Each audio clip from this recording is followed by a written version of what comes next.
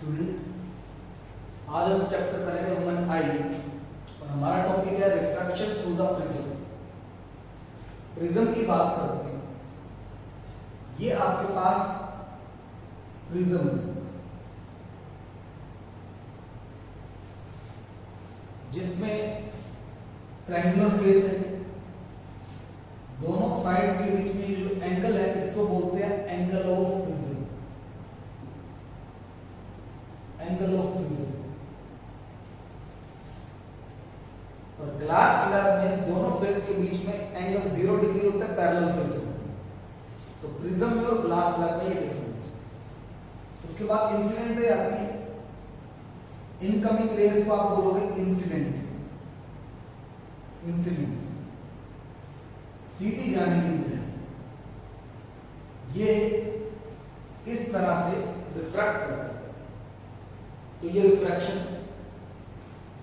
यहां आप एक नॉर्मल ड्रॉ कर सकते हैं, नॉर्मल, जिसका इस फेस से यहां एंगल 90 डिग्री है। इंसिडेंट रे और नॉर्मल के बीच में एंगल आई। इस नॉर्मल और रिफ्रैक्टेड रे के बीच में एंगल आर होगा, R1 दे सकते हो शायद। ये आपके पास रिफ्रैक्टेड रे। उसके बाद ये जो रे आएगी आपके पास, इसको बोलते हैं emergent.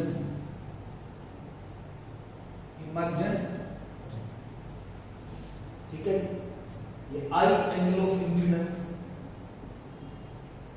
Angle of incidence. R angle of refraction आया, R1 दे दिया आपने, एंगल ऑफ रिफ्रैक्शन। उसके बाद यहां भी आप एक नॉर्मल ड्रॉ करें, जैसे आपने यहां ड्रॉ किया, यहां एक नॉर्मल ड्रॉ करें। ये नॉर्मल तो इसके साथ 90 डिग्री लेंगे। नॉर्मल और इमर्जेंट रे में एंगल बनेगा E, इसको बोलते हैं angle of emergence.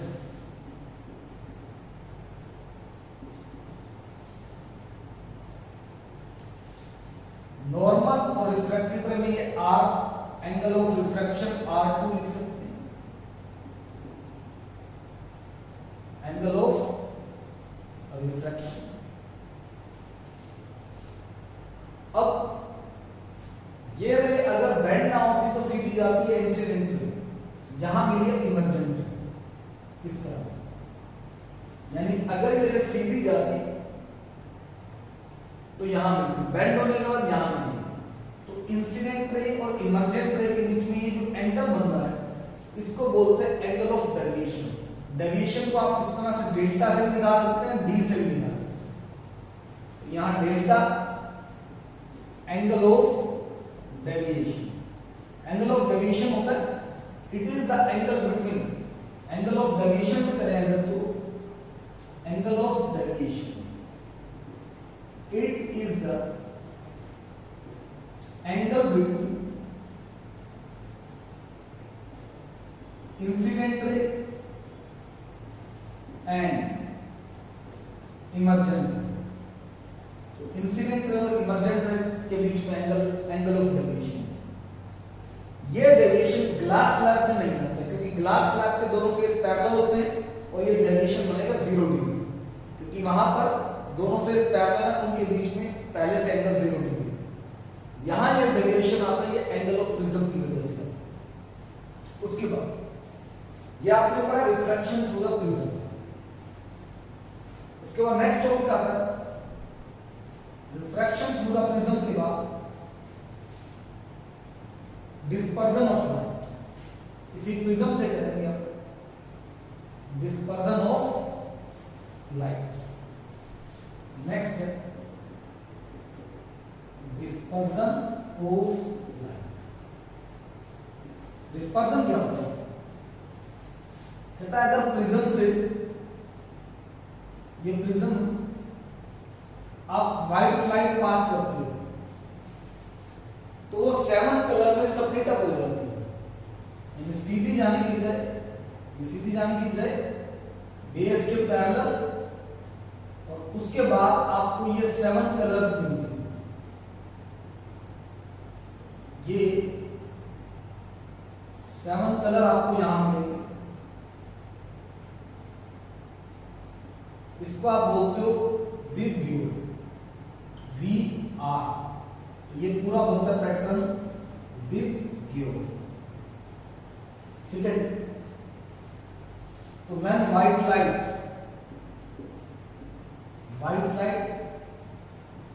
Pass through prism,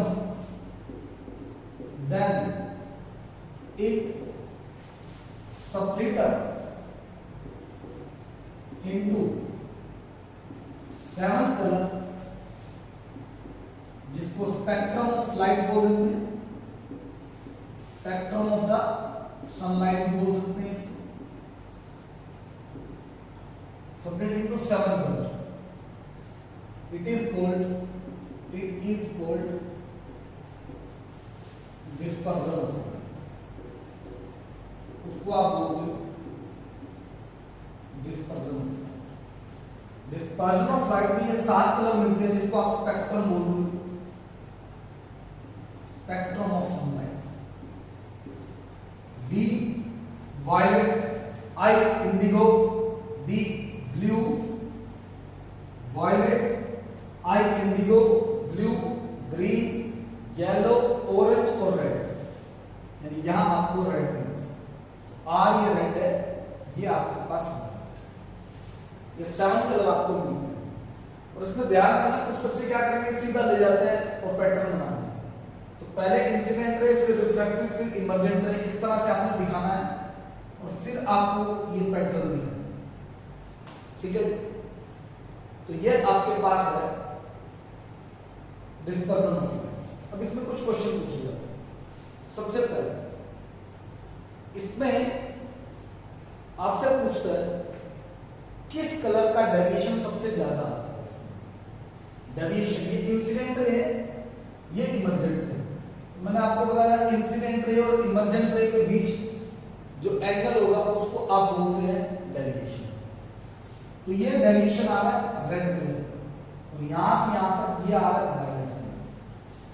तो क्लियर आपको देखो, delta V greater than delta R, यानी most deviated colour, most deviated colour होता है वायलेट और लीस्ट डेविएटेड कलर, और लीस्ट डेविएटेड कलर होता है यानी रेड की डेविएशन सबसे कम होती है वायलेट की तरफ। इसका क्या रीजन? अब जब ये व्हाइट लाइट पास करती है प्रिज्म से, तो अलग अलग कलर की स्पीड अलग अलग। इसमें रेड की स्पीड सबसे फास्ट होती है, ये होता है लीस्ट डेविएटेड, और ये होता है मोस्ट डेविएटेड। क्यों आता है मोस्ट डेविएटेड? क्योंकि इसकी स्पीड होती है सबसे फास्ट, तेजी से निकल जाएगा प्रिज्म से, डेविएशन का टाइम बहुत कम मिलेगा। ये फास्ट स्पीड का, और ये होता है स्लो स्पीड। इसकी स्पीड स्लो है, इसलिए सबसे ज्यादा बैंड करता है। इसकी स्पीड फास्ट है रेड की, तो रेड की सबसे फास्ट है, तेजी से निकल जाएगा, डेविएशन का टाइम कम मिलेगा। यहाँ स्लो स्पीड है, धीरे धीरे जाएगा, तो सबसे ज्यादा बैंड होता है।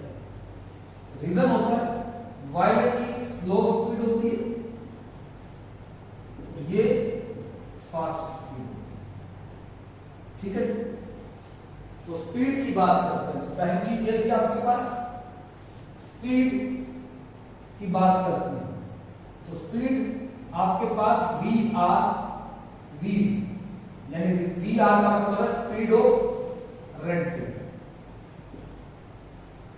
ठीक है, स्पीड ज्यादा होती है। उसके बाद एक चीज आपने पढ़ा था, एक हमारे पास फॉर्मूला होता है डेल्टा डेविएशन का रिफ्रैक्टिव इंडेक्स से सीधा रिलेशन होता है। ग्लास स्लैब में पढ़ा था, जितना मीडियम डेंसर होता जाता है, डेंसर में रे ज्यादा बेंड करती है। तो आपने पढ़ा था यहां एक फॉर्मूला होता है delta is equal to mu minus 1 into mu का रिफ्रैक्टिव इंडेक्स का सिंबल भी काउंट करो, रिफ्रैक्टिव इंडेक्स। यानी इस रिलेशन से ए एंगल ऑफ प्रिज्म है, म्यू रिफ्रैक्टिव इंडेक्स है, डेल्टा डेविएशन। यानी जिसका डेविएशन ज्यादा होगा उसका रिफ्रैक्टिव इंडेक्स भी ज्यादा होगा। तो डेविएशन किसका ज्यादा है? वायलेट का। थर्ड आप कह सकते हो वायलेट का रिफ्रैक्टिव इंडेक्स ज्यादा होगा। तो म्यू वी का मतलब है mu V refractive index of violet. Violet का रिफ्रैक्टिव इंडेक्स ज्यादा होता है। फिर एक चीज होती है हमारे पास वेवलेंथ। वेवलेंथ की बात करते हैं। वेवलेंथ किसकी ज्यादा होती है? जो कलर जितनी ज्यादा दूर तक दिखेगा उसकी वेवलेंथ ज्यादा होती है। तो रेड आपको सबसे ज्यादा दूर तक दिखाई देती है, इसलिए हम कहते हैं रेड की वेवलेंथ ज्यादा है। यानी वायलेट की वेवलेंथ कम है तो रेड की वेवलेंथ ज्यादा है। तो लैम्डा आर का मतलब है वेवलेंथ ऑफ रेड कलर, ठीक है, वेवलेंथ ऑफ रेड कलर।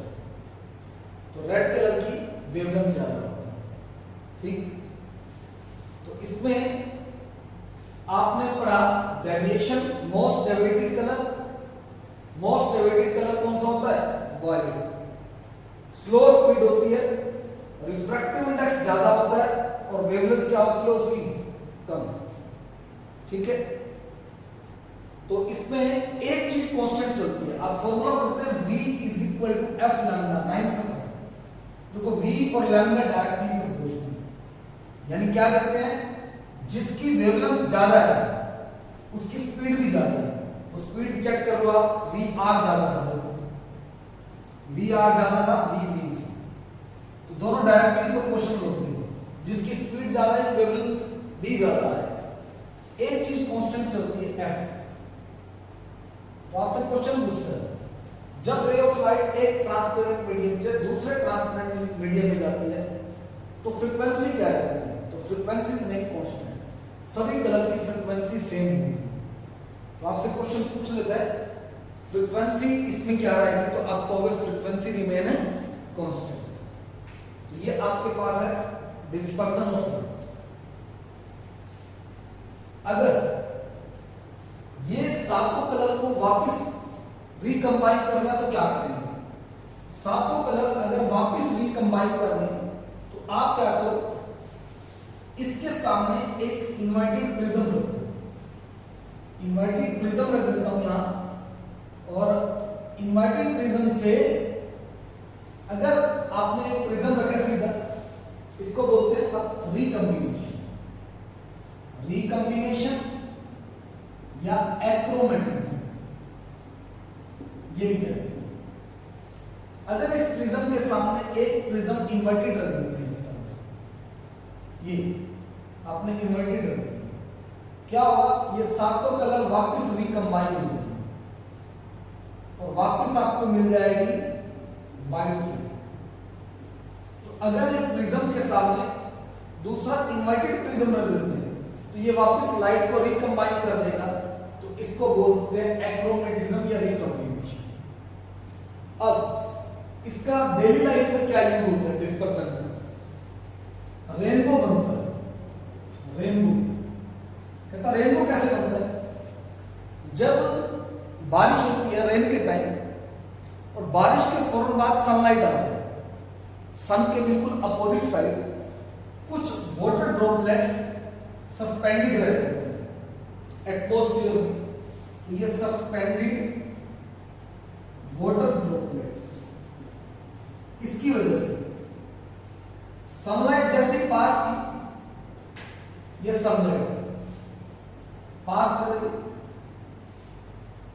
तो सन से ये लाइट पास करे। तो इसमें सबसे पहले ये लाइट जो है स्प्लिट अप होगी, सीधी जाने के बजाय ये स्प्लिट अप होगी, ये V ये R। तो पहला फिनोमेना होगा इसमें dispersion of light. Dispersion of light, इससे पहले एयर से वाटर ड्रॉपलेट्स में पास किया, तो इससे पहले वाला आप कर सकते हो रिफ्रैक्शन ऑफ लाइट।